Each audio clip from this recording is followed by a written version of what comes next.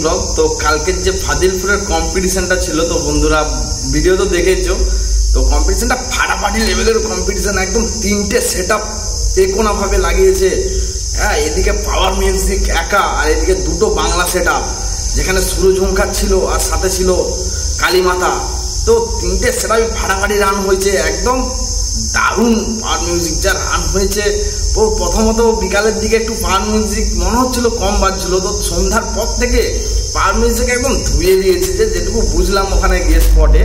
তো power music এমন pressure ধুম ধুম ধুম করে এমন মারছে, তো একদম কারো মানে সাউন্ড শোনাই যাচ্ছে না এরকম। তো ফাটাফাটি কম্পিটিশনটা রান হয়েছে। তো বুঝতে পারছো আমাদের বাঁকুড়া জেলায় যে ডবল সেট আপটি এনেছিল, যে 4/4-এর ডবল সেট আপ এনেছিল, তো সেখানে 4/4 ডবল সেট আপ না পেয়ে ওই যে নতুন যে হরিদ্বার যাওয়ার জন্য যে ট্যুরের বেসগুলো করেছে, ওই বেসগুলো ছিল স্মিথ। তো ফাটাফাটি লেভেলের একটা কম্পিটিশান হয়ে গেল।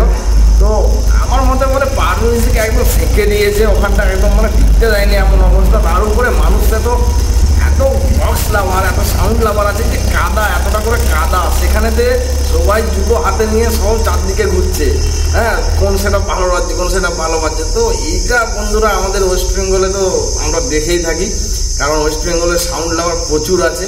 তো বন্ধুরা বুঝতে পারছো কি লেভেলের কম্পিটিশানটা। তো চলো তারই কিছু ভিডিও আবার দেখে নিই। হ্যাঁ, তো সেই পজিশনের থেকে কি বাজলো, কে বাজলো ভালো, বা কে ভালো রানস হয়েছে। তো চলো বন্ধুরা ঘুরে আসি ভিডিওটা থেকে।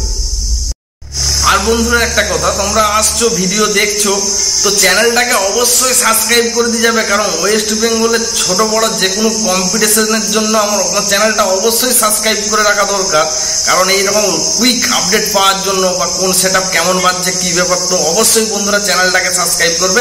আর ভিডিও ভালো লাগলে লাইক শেয়ার কমেন্ট করে বন্ধুদেরকে ভিডিওটি ছড়িয়ে দিন। তো চলো বন্ধুরা ভিডিও দেখি।